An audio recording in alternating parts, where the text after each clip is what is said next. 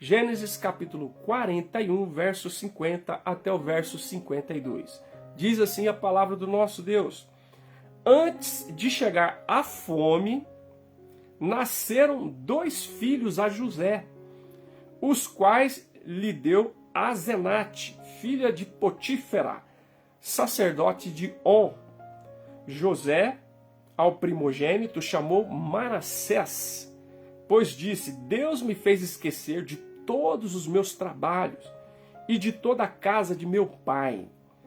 Ao segundo chamou-lhe Efraim, pois disse: Deus me fez próspero na terra da minha aflição. Está aí o texto da palavra do Senhor para nós nesta noite, Gênesis capítulo 41, do verso 50 ao verso 52. E o tema da nossa reflexão hoje é graça para ressignificar o sofrimento, tá certo? Graça para ressignificar o sofrimento. Ora, você sabe, nossos últimos encontros estavam sendo no capítulo 39, né? Mas daí nós já demos um salto. Então nesse salto aconteceram muitas coisas, né? José estava na prisão, né? Na casa do chefe da guarda, na prisão, e o texto da palavra de Deus nos conta que ele foi usado por Deus para revelar o sonho de 2 servos de Faraó, né? E ele interpretou, né? Melhor dizendo, de interpretar os sonhos de 2 servos de Faraó, e ele interpretou, e a interpretação foi correta, né? Aconteceu exatamente o que ele havia dito que aconteceria na interpretação dos sonhos, e isso foi importante. E mesmo assim José foi esquecido por mais 2 anos ainda no cárcere, né? Mas Deus tem os seus caminhos, Deus tem o seu tempo, Deus tem os seus propósitos, e no tempo certo da parte do Senhor acontece que Deus envia sonhos. Agora não mais como aconteceu lá atrás com o padeiro e com o copeiro-chefe, mas manda para o chefe do copeiro e para o chefe do padeiro. Deus envia sonhos para o próprio Faraó. E ele fica super perturbado porque ninguém consegue interpretar os sonhos, e então José é lembrado e ele é trazido à presença de Faraó, e o que ocorre é que ele, usado por Deus, interpreta corretamente os sonhos de Faraó. E essa interpretação vem acompanhada de um conselho, né, de uma orientação, e isso agrada Faraó e todos os seus oficiais, e José é posto, né, na função de vice-governador do Egito, né, cumprindo-se sobre ele os sonhos que ele havia recebido da parte de Deus. Então veja que coisa extraordinária, ele interpreta o sonho do copeiro e do padeiro na prisão, depois ele é levado e interpreta o sonho do próprio Faraó, e no que ele é usado por Deus para essa interpretação do sonho de Faraó, acaba se concretizando, acaba de acontecer, né, de se realizar o sonho que ele havia sonhado da parte de Deus, né? E ele é posto nessa função de vice-governador do Egito, né? E o nosso foco hoje é exatamente o que está posto aqui no verso 50 a 52 do capítulo 41. O que acontece aqui é muito interessante. Nós vamos observar Deus derramando sobre a vida de José graça para ressignificar o sofrimento. Então, há 2 aspectos que eu queria compartilhar com você nesse sentido, chamando a sua atenção. A primeira coisa que eu acho muito interessante é que, num cenário em que o Egito está sendo abençoado na dimensão material, José está sendo abençoado também e, sobretudo, na dimensão pactual, certo? O Egito está sendo abençoado na dimensão material, mas José está sendo abençoado também e, sobretudo, na dimensão pactual. Olha só, vou explicar para você. O verso 50 diz assim: Antes de chegar a fome, nasceram 2 filhos a José, os quais lhe dera Asenate, filha de Potífera, sacerdote de On. Observa que coisa surpreendente. José havia interpretado o sonho de Faraó, e a primeira parte, não é, dessa história, a primeira parte, a primeira parte dos sonhos, dizia respeito a 7 anos de fartura, a 7 anos de abundância, que eram representados pelas vacas gordas e pelas espigas cheias, né, pelas espigas bonitas que Faraó viu no seu sonho. E isso ia se seguir a 7 anos de fome, de fome e de escassez assim severa sobre a face da terra, incluindo o Egito e toda a região ao redor. Então, mas o texto faz questão de informar que antes de que viesse a fome. Então o Egito estava vivendo ainda, assim como José, um momento de fartura. Eles estavam vivendo um momento das vacas gordas, das espigas bonitas. Eles ainda estavam naquele momento de experimentar a provisão e a bênção de Deus na dimensão material. O Egito estava em franca produção, né? O texto diz antes de chegar à fome. Então era o momento da fartura, era o momento da abundância, era o momento da multiplicação, né? Dos 7 anos, fazendo parte ainda daqueles 7 anos representado pelas vacas gordas e pelas espigas cheias e bonitas, né? Então é nesse tempo que o Egito está experimentando a bênção e a provisão material. E José também está experimentando, ele está lá no Egito. Mas ele não está experimentando apenas e tão somente a bênção na dimensão material. Ele experimenta a bênção de Deus na dimensão pactual. José faz parte do pacto que Deus estabeleceu com Abraão e a sua descendência. José é um descendente de Abraão. Ele é bisneto de Abraão. Ele é neto de Isaac. Ele é filho de Jacó. Ele é filho da aliança, né? Ele está debaixo do pacto que Deus firmou com Abraão quando o escolheu, quando o chamou. Então, ele é filho do pacto, né? Ele faz parte da aliança de Deus com Abraão e com a sua descendência.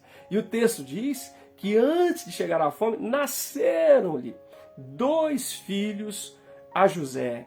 Olha só, nasceram 2 filhos a José, os quais libera Asenate, filha de Potífera, sacerdote de On. Veja que coisa surpreendente, Deus abençoa José no Egito com o nascimento de 2 filhos, 2 crianças nascem a ele nesse tempo de bênção, de provisão material, né, de multiplicação que Deus disse que haveria de vir sobre o Egito, né, naquele tempo ainda aí dentro dos 7 anos, onde o Egito está sendo abençoado de uma forma surpreendente materialmente. José também o está, assim como todos os demais, mas ele tem uma bênção para além daquilo que é meramente material, para além daquilo que é contabilizável, né? Tangível, mensurável, quantificável. Não, ele tem a bênção de receber da parte de Deus 2 filhos, né? O Manassés e o Efraim.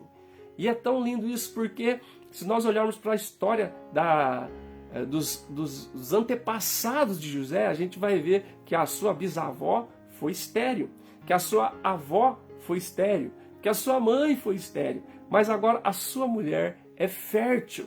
A sua mulher é fértil. Você vai lembrar, Sara, bisavó dele, foi estéril, né? E foi por um milagre de Deus, pela intervenção de Deus, que ela trouxe à luz Isaac. E a sua avó, Rebeca, também foi estéril. E a sua mãe, Raquel, igualmente. E todas as 3 só geraram por causa da intervenção de Deus. E Deus concede a ele a graça de ter uma esposa fértil que gera 2 filhos a ele, né? E o cenário é tão surpreendente porque a sua esposa não é hebreia, a sua esposa é egípcia. Ele não está em Canaã, ele está no Egito. E o seu sogro não é um patriarca, mas é um sacerdote de On.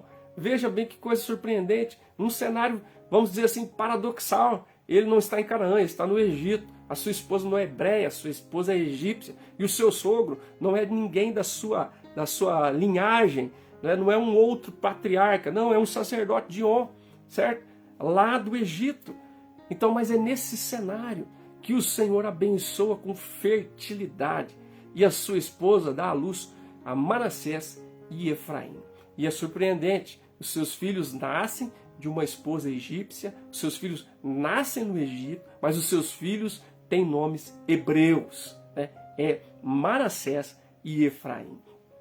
Então é surpreendente o que Deus faz na vida de José, para que ele tenha oportunidade de ressignificar o seu sofrimento.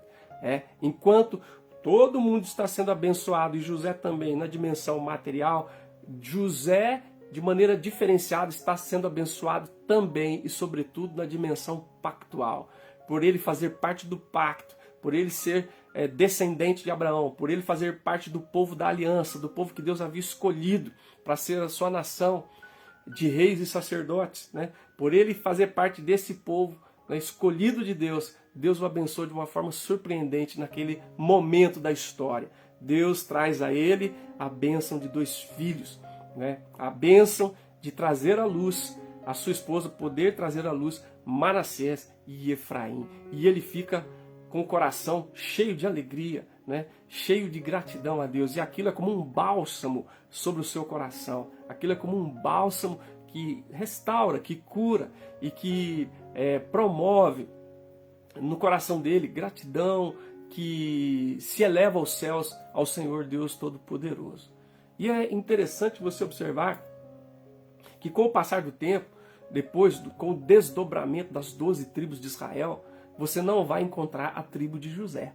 Não é verdade? Você vai encontrar a tribo de Rubem, Simeão, você vai encontrar a tribo de Judá, você vai encontrar a tribo de Isacar, você vai encontrar todas, mas não existe a tribo de José, porque a tribo de José se tornou uma grande tribo composta de duas expressões, que é a tribo de Manassés e a tribo de Efraim. Ou seja, os seus filhos assumem o seu lugar e os seus filhos são os representantes da grande tribo, que seria a tribo de José, e vai ser manifestado como tribo de Manassés e tribo de Benjamim. Então, que coisa linda, meus irmãos, que coisa extraordinária, né? Enquanto todo mundo, o Egito está sendo abençoado na dimensão material, José está sendo abençoado também e sobretudo na dimensão pactual.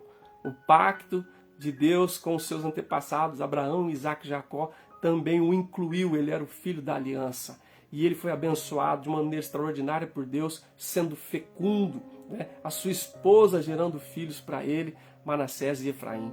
E ele tem essa alegria, né, de celebrar no Egito, com uma esposa egípcia, com um sogro sacerdote de On, Deus o visitando, independente de todas estas questões, condições e circunstâncias. Eu queria deixar isso para o seu coração, porque a gente vai poder ressignificar os sofrimentos, né, as lutas, as dificuldades, as tragédias e vicissitudes que passaram, visitaram ou estejam visitando a nossa vida, quando a gente entender que Deus nos abençoa na dimensão material, mas muito mais com essa dimensão pactual. A maior de todas as bênçãos é ser filho da aliança, é fazer parte do povo escolhido de Deus, é ser, como diz o apóstolo Pedro, né? Nós somos raça eleita, sacerdócio real, nação santa, povo de propriedade exclusiva de Deus. Quer dizer, isso é, sem sombra de dúvidas, a maior de todas as bênçãos. É sermos feitos filhos de Deus por meio de Jesus. A palavra do Senhor diz que o Jesus veio para o que era seu, mas os seus não o receberam. Lá no Evangelho de João, capítulo 1, verso 11, 12, aí ele diz, mas a todos quantos o receberam, deu-lhes o poder, o direito, né, a autoridade de serem feitos filhos de Deus, a saber nos que creem no seu nome, que não nasceram da vontade da carne nem do sangue, mas nasceram da vontade de Deus. Então isso é extraordinário, né? É claro que nós temos vivido, né, cada um de nós, em momentos adequados, segundo o propósito de Deus, as bênçãos materiais, né, as bênçãos financeiras, as bênçãos de portas abertas em várias circunstâncias da nossa vida, né? Tem gente crescendo, avançando, prosperando, né, se multiplicando na dimensão profissional, né, na questão dos estudos, e tudo isso é bênção de Deus.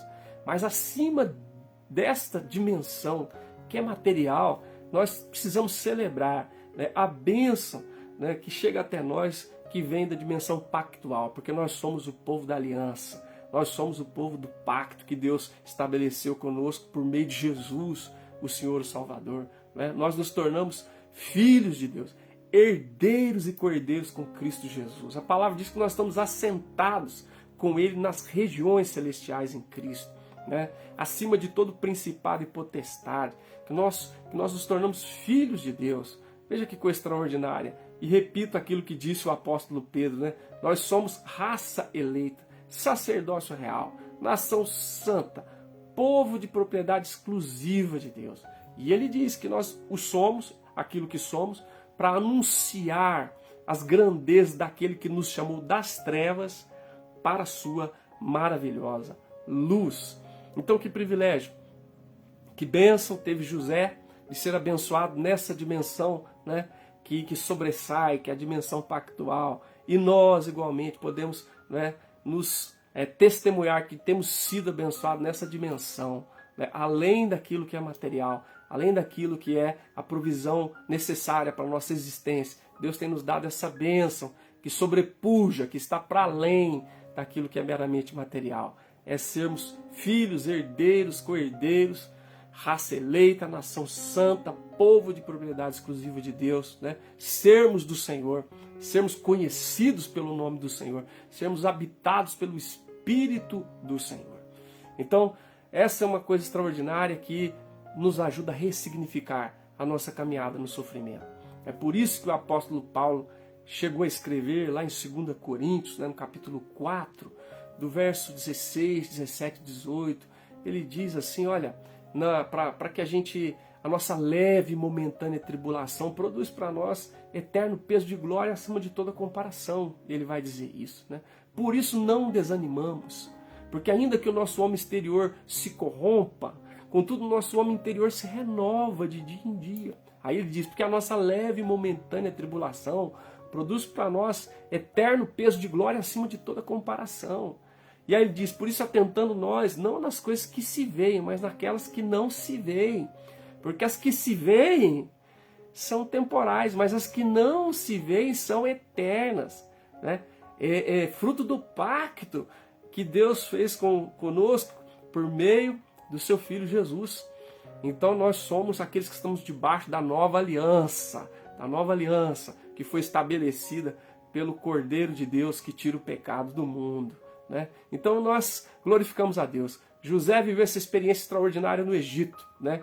De ser abençoado, não só na dimensão material, mas por causa da dimensão pactual. E eu e você somos também o povo da aliança, o povo do pacto, né? O povo que foi feito herdeiro e co-herdeiro com Cristo Jesus. Bendito seja o nome do Senhor. Isso nos ajuda a ressignificar o nosso sofrimento. É o que eu acabei de falar na palavra do apóstolo Paulo. Por isso não desanimamos, por isso não nos entregamos, por isso não nos desesperamos, né? Porque ainda que o nosso homem exterior se corrompa, contudo o nosso homem interior se renova e de dia em dia. E aí ele diz, a nossa leve e momentânea tribulação produz para nós eterno peso de glória, acima de toda comparação. Que coisa linda. Atentando nós, não no que se vê, né? Mas naquilo que não se vê, porque o que se vê é passageiro, é temporário, vai acabar, mas o que não se vê é eterno. Louvado seja o nome do Senhor. E aí, voltando para o Gênesis, lá no capítulo 41, verso 50 ao 52, depois desse primeiro aspecto que eu compartilhei com você, tem um outro que eu acho muito interessante, né? Que Deus não poupou José do sofrimento, mas o visitou de maneira maravilhosa com a sua graça. Olha que coisa maravilhosa. Deus não poupou José de nenhum sofrimento. Você acompanhou comigo as nossas reflexões e em várias delas nós tivemos oportunidade de pontuar os sofrimentos que José vivenciou. Deus não o poupou dos sofrimentos, mas o visitou e lhe deu a condição de ressignificar a sua caminhada com a sua maravilhosa graça. O verso de número 51 diz, José ao primogênito chamou Manassés, né? E ao segundo Efraim. E agora vem o significado desses nomes. E você vai observar que coisa interessante. O primeiro diz Manassés, pois Deus me fez esquecer todo o trabalho, toda a fadiga, todo o sofrimento e da casa do meu pai. E o verso 52 diz, o segundo chamou Efraim, porque diz, ele me fez próspero na terra da minha aflição. Você vai perceber que o nome dos filhos de José, Manassés e Efraim, estão associados com o sofrimento. O primeiro, Manassés, ele diz, Deus me fez esquecer o sofrimento, o trabalho árduo, as fadigas, né? Ou os infortúnios que eu vivi na mão da minha família. É mais ou menos isso que ele quis dizer, né? As tristezas, né? As tragédias que se abateram sobre mim, associado com a minha família, né? E o segundo, ele diz, ele me fez prosperar na terra da minha aflição. Ou seja, os dois casos está associado com sofrimento, né? o sofrimento passado, né, remoto, mais atrás um pouquinho, associado com a família, com os irmãos, com traição, com perseguições, com inveja, né, com tudo que aconteceu, e também os sofrimentos mais próximos, né, mais imediatos, da onde ele esteve, que foi no Egito, com a mulher de Potifar, com a prisão e com tudo mais. Então os dois nomes estão associados com o sofrimento. Mas o lindo é que o Deus que não poupou, né, dos sofrimentos, também o visitou com a sua maravilhosa e superabundante graça. E quando seus filhos nascem, é uma coisa extraordinária. Ele percebe que não é apenas está sendo abençoado por causa da dimensão pactual, mas está sendo visitado com uma graça extraordinária para ressignificar o seu sofrimento. Então ele não nega o seu sofrimento, ele reconhece o seu sofrimento, aquele que aconteceu lá atrás, que é mais remoto, que é um pouco mais no passado, e aquele que aconteceu no imediato, que está mais próximo ali dele, né? O que aconteceu na terra da sua aflição, no Egito. Mas o nascimento dos seus filhos é o lampejo da graça de Deus para que ele possa ressignificar tudo aquilo que ficou lá no remoto, um pouquinho mais para trás, e aquilo que está no imediato e no mais próximo, cercando ele ali no seu cotidiano, no seu presente. Então ele diz, o primeiro vai chamar Manassés, que significa esquecimento. Por quê? Porque Deus me fez, né? Deus me fez esquecer. Que coisa linda. Todos os trabalhos e toda a casa de meu pai. Quer dizer, os infortúnios, os traumas, as decepções que eu sofri associado com a casa do meu pai. Deus me fez esquecer. Esquecer não no sentido de não lembrar mais daquelas coisas, mas no sentido de não deixar que aquilo me tornasse amargo, me tornasse uma pessoa rancorosa, me tornasse uma pessoa ingrata, uma pessoa incrédula na presença do Senhor. Né? Então ele me fez esquecer, me fez arrancar essa raiz de mal que estava tentando se enraizar em mim por causa dos sofrimentos, das mágoas, né, das decepções, das traições, de tudo que eu passei. Então ele diz, Deus me fez esquecer todo aquele infortúnio, toda aquela dor, toda aquela situação indesejável que eu vivi associado com a casa do meu pai. Então que graça maravilhosa. O filho nasceu e ele foi visitado por graça para ressignificar todo o sofrimento do passado, mais remoto, né? Mais remoto, ali associado com a família, com os irmãos, com a casa do seu pai.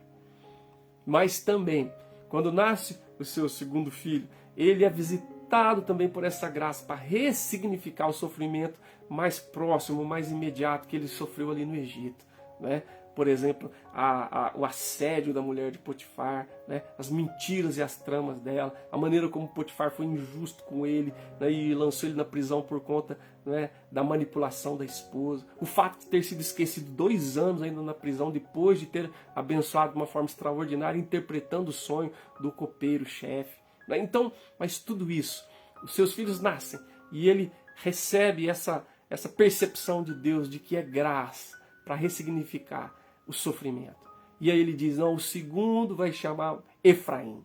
Se o primeiro significa esquecimento, o segundo significa fruto.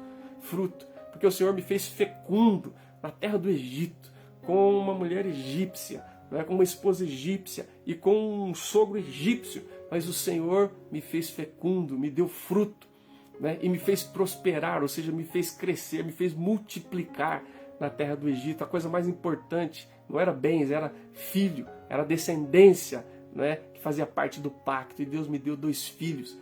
E a gente sabe que esses 2 filhos vão se tornar 2 tribos, né, vão ser os representantes de 2 tribos de Israel, a tribo de Manassés e a tribo de Efraim. Então, gente, maravilhoso. Maravilhoso, extraordinário demais o que Deus faz. Né? Ele não nos poupa de passar por sofrimentos, assim como não poupou José. Pelo contrário, ele usa o sofrimento para gerar em nós maturidade, integridade, forjar o nosso caráter, né? Nos firmar na caminhada e no relacionamento com ele, mas ele também nos visita com a sua superabundante e maravilhosa graça, como fez com José, para ressignificar o sofrimento, seja ele o mais remoto, seja ele o mais imediato, seja aquele que está associado lá atrás com a nossa família, seja aquele que está associado com a terra ou com o lugar da nossa aflição. Sabe? Então você precisa pedir a Deus a graça de perceber. Né? No caso de José, ele percebeu que foi o nascimento de seus filhos, o Efraim e o Manassés. E onde é que Deus está manifestando graça em relação a você? Para que você possa, a partir desses sinais da graça de Deus, ressignificar o seu sofrimento. Ressignificar, seja ele o sofrimento remoto, seja o imediato, seja associado com a família, seja associado com pessoas estranhas e desconhecidas. Né? O que será que Deus trouxe para a sua vida, para o seio da sua família, né? Para as suas experiências como indivíduo, para a sua caminhada como um discípulo? O que é que Ele trouxe e que é um sinal maravilhoso da graça dele derramado sobre você, sobre o seu coração, sobre a sua família, sobre os seus vínculos, que é a oportunidade dada por Deus, ou o material, a matéria-prima dada por Deus para você olhar para tudo e ressignificar, assim como fez José. E assim como fazia de uma maneira tão sublime o apóstolo Paulo. Quando ele estava na prisão, lá em Filipenses, ele diz: tudo que me aconteceu, tem antes contribuído para o progresso do Evangelho. Olha só, olha a leitura que Paulo faz. Né?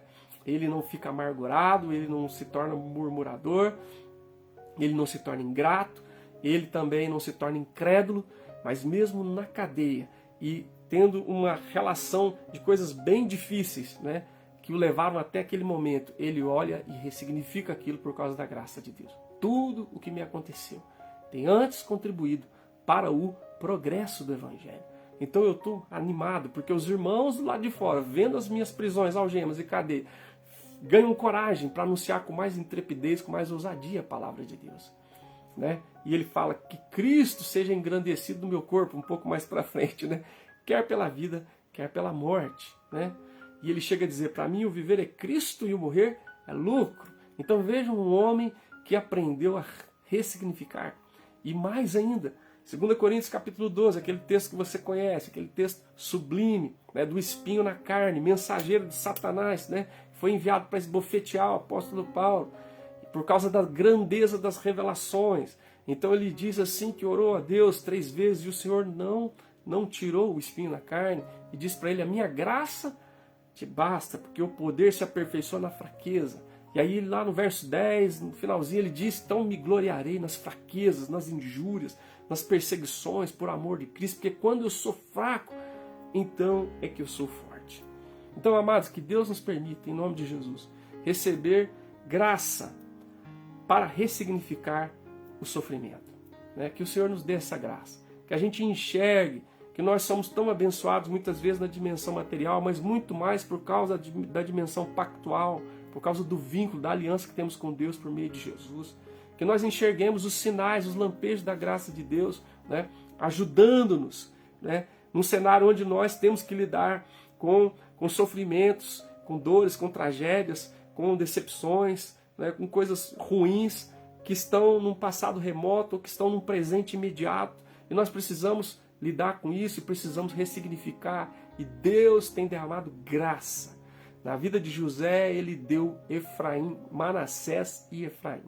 E na nossa vida, ele tem dado. Você precisa pedir a Deus discernimento. Pedir: Senhor, me ajuda a enxergar. Abre os olhos do meu coração para que eu veja o que é que o Senhor tem trazido como visita, como presente da graça, para eu aprender a ressignificar as dores, as tragédias, as perdas, né, as frustrações, tudo que passou. Que o Senhor me dê essa graça de abrir os olhos como José, que quando tomou nos braços seus filhos, os recebeu como bênção de Deus, como bênção do pacto e como bênção da graça, para ressignificar a história da sua vida e poder caminhar de uma maneira saudável, de uma maneira que pudesse glorificar o nome do Senhor. Né? Não entregue a amargura, não entregue a ingratidão, não entregue a murmuração, não entregue a um descontentamento crônico, mas realmente reconhecendo que Deus é o Senhor sobre a nossa história, sobre a nossa vida, e mesmo as coisas mais dramáticas do nosso passado podem ser postas na presença de Deus aos pés da cruz e podem ser ressignificadas pela graça e pela misericórdia do Senhor, como fez José no Egito, como fez Paulo e como fizeram tantos servos de Deus na caminhada e na jornada da fé. Que Deus assim nos abençoe, que nós possamos glorificar a Deus pela graça que tem sido derramada sobre nós, para ressignificar as dores e sofrimentos da nossa vida. Louvado seja o nome do Senhor, que Deus assim nos abençoe, em nome de Jesus e para a sua glória. Amém. Aleluia. Amém.